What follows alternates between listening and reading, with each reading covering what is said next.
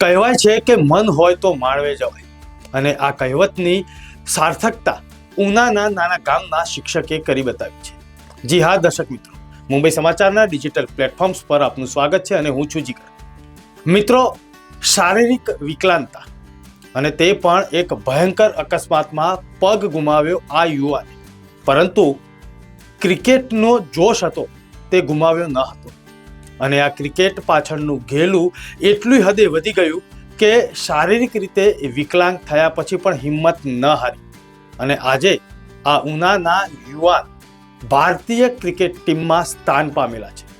ભારતીય cricket team જે વિકલાંગ યુવાનો માટેની છે તેમાં તેઓ સ્થાન પામ્યા છે અને ગુજરાત સહિત દેશનું નામ રોશન કરશે. આવો જોઈએ ઉનાથી ફારૂક કાજીનો ખાસ રિપોર્ટ. ઉનાના બારસી ગામના વિકલાંગ યુવાનની ઇન્ડિયન ક્રિકેટ ટીમમાં પસંદગી થઈ છે.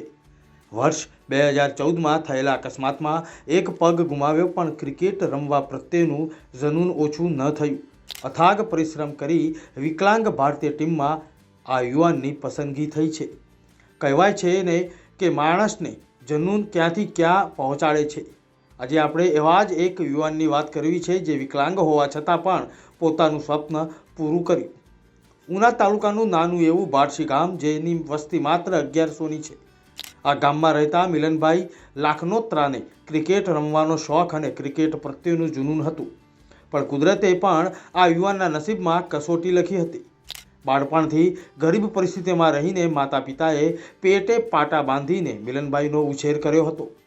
વર્ષ 2014માં ઉના કોલેજથી ઘરે જતા હતા ત્યારે રસ્તામાં અકસ્માત થયો અને પોતાનો ડાબો પગ કપાવવો પડ્યો.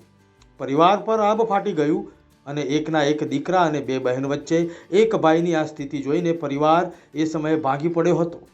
પરંતુ આ કપરા સમયમાં પણ મિલનભાઈ હિંમત હાર્યા નહીં અને પોતાના કૃત્રિમ પગથી જેટલું ક્રિકેટ રમાય એટલું રમતા હતા, અને પછી ઘરના આંગણે પીચ બનાવી અને ખુરશી પર બેસીને ક્રિકેટ રમતા હતા. નમસ્કાર સાહેબ, મારું નામ લાખનોત્રા મિલન નારાયણભાઈ છે. હું ઉના તાલુકાના એક નાના એવા ગામ ભાડાસીમાંથી આવું છું. હાલ હું સૈયદ રાજપુરા પ્રાથમિક શાળા ખાતે પ્રાથમિક શિક્ષક તરીકે ફરજ બજાવું છું. સર, તમારો વિકલાંગ છો, તમારો એક્સપિરિયન્સ શું વિગત છે? સાહેબ, 2014ની આસપાસ 2014માં 11મા મહિનામાં જ્યારે હું કોલેજથી ઘરે આવતો હતો ત્યારે એક માર્ગ અકસ્માતમાં મારો અકસ્માત થયેલો અને એમાં ડાબો પગ ગુમાવ્યાથી હું વિકલાંગ બનેલો. તો તમારું ઇન્ડિયન ક્રિકેટ ટીમમાં પસંદગી રહી છે, તમે આ સફર સુધી પહોંચ્યા 14થી 25 સુધી, શું વિગત છે? સાહેબ, જ્યારે વિકલાંગ થયેલો ત્યારે ઘણા બધા પ્રશ્નો હતા. ક્રિકેટ પ્રત્યે ખૂબ પ્રેમ હતો, પરંતુ જે નોર્મલ સાથે જે લિમિટેશન આવી જતી રમવામાં, એટલા માટે તેને યોગ્ય પરફોર્મન્સ આપી શકતો નહીં. એટલે પછી એક વખત મને મારા એક મિત્ર હતા જેના મારફત મને જે વ્હીલચેર ક્રિકેટ હોય છે દિવ્યાંગો માટેની, એની માહિતી મળી. એટલે મેં જે વ્હીલચેર ક્રિકેટના કોચ છે એનો સંપર્ક કરેલો અને એની મને વિવિધ માહિતી અને નિયમો જણાવી અને નેશનલ ટીમમાં પસંદગી પામેલી. ત્યારબાદ ઘણી વિવિધ ટુર્નામેન્ટો રમ્યો અને આજે મારું સૌભાગ્ય કહું કે વડીલોના આશીર્વાદ કે જે 24 નવેમ્બરના રોજ મારી ઇન્ડિયન વ્હીલચેર ક્રિકેટમાં પસંદગી થઈ છે. પસંદગી થયા બાદ તમે પહેલા કઈ ટીમ સામે રમી? સાહેબ, ત્યારે ઇન્ટરનેશનલ વ્હીલચેર ક્રિકેટ ટીમમાં 2 ટીમો હતી, ઇન્ડિયા અને શ્રીલંકા. તો 8 તારીખના રોજ પ્રથમ મેચ ઇન્ડિયા અને શ્રીલંકા વચ્ચે રમાયેલી. તો પ્રથમ મારી ઇન્ટરનેશનલની મેચ 8 ડિસેમ્બરના રોજ હતી. મેન ઓફ ધ મેચ તરીકે તમે સફળ થયા છો અને આગામી સમયમાં શું તમે સપના સેવી રહ્યા છો? સાહેબ, દરેક રમતવીરનું એક સપનું હોય છે કે પોતાના દેશ માટે કંઈક ગૌરવની બાબત, ગૌરવ લેવા જેવી વસ્તુ કરે, બરાબર. તો મારું એક જ સપનું છે કે આગામી ભવિષ્યમાં પણ હું મારા પરફોર્મન્સના આધારે મારા દેશ, મારા ગામ લોકો અને મારા માતા પિતાને ગૌરવ અપાવું. મારું નામ નારાયણભાઈ દેવાનંદભાઈ લાખનોત્રા, ગામ ભાડાસી. નારાયણભાઈ, તમારા પુત્રને જે ક્રિકેટનો શોખ હતો, આજે ટીમમાં પસંદગી પામ્યા છે, તો તમે શું અનુભવો છો? સાહેબ, એ તો મારા ગૌરવની વાત છે ને. એટલે જ્યારે 2014માં એક્શન થયું ત્યારે અમને તો એવી ભયંકર બીક હતી.